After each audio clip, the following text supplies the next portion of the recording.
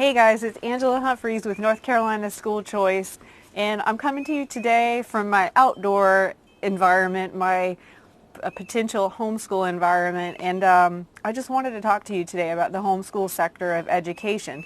So there seems to be a lot of confusion, mystery. For example, I heard yesterday that someone believed that homeschoolers were wearing pilgrim dresses. So as you can see, I'm here in some athletic clothing, even though I have very limited time to do anything athletic. And I just wanted to try to reach parents today, and even students who are basically homebound, and our families are struggling and trying to figure out what are we supposed to do? Or is the world supposed to become homeschoolers now, just because maybe the government-run schools are kind of taking a break from you?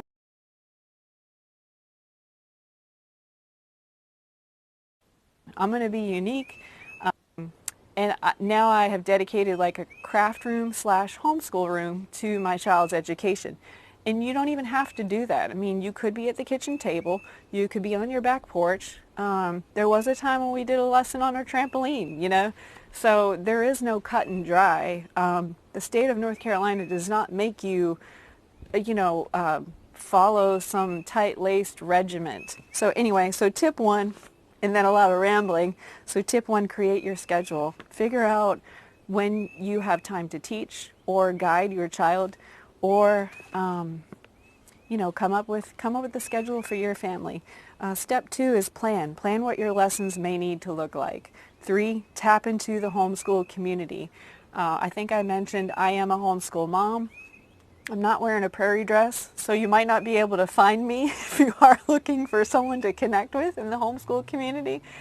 So just talk to your friends and say, are you a homeschooler? What are you doing?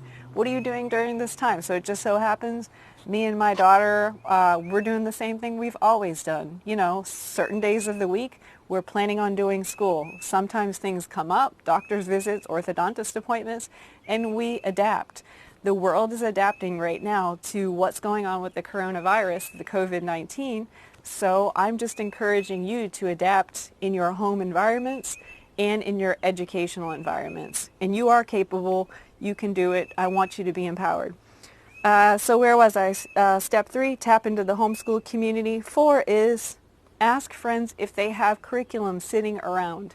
A lot of times people might have stacks of workbooks that are incomplete, and they're not trying to sell them for a couple of bucks. They may just give them to you. And this is a great way to get started with your test drive. Also, there are stores that sell educational materials. You probably have a bookshelf in your house. If any of those books that you already own, your child has any desire to learn any of that stuff, just crack into those. Crack into the things that you have right in front of you. I think there's an old quote that says something like, "Don't crack the shell, you can't eat the nut." So crack the shell. And my fifth was write down why your former school failed your child. Whether your child was bullied, whether your child was a superstar and at the top of the class and couldn't get any higher, and you think like you might need to go down this road for permanent educational purposes, or even temporary. Maybe you just need to do this for a year or so. Write down the reasons why. I know I had a long list, and I realized I was very tolerant of what happened to my child in the government-run school system. And when I reflected back on that list, that helps me move forward. And not every day is going to be a perfect, happy, cheerful day in your homeschool environment. We live in the real world. We encounter real problems. Like I said, we have doctor's visits that come up, and we just adapt. So just a quick review. I'm going to zip through 1 through 5 again. If you're just now tuning in, I have 5 tips for you to test drive a homeschool during the COVID-19 lockdown. So 1, create a schedule.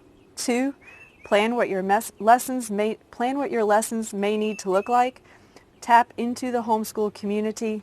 Ask friends if they have curriculum sitting around, or explore your own personal library, and write down why you believe your former school may have failed you. And that's pretty much my tips. I think it's very simple.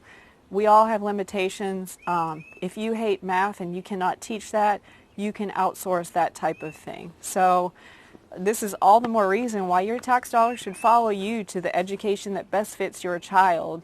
Your money shouldn't be sitting in the government-run school system right now while it's not benefiting your public school student.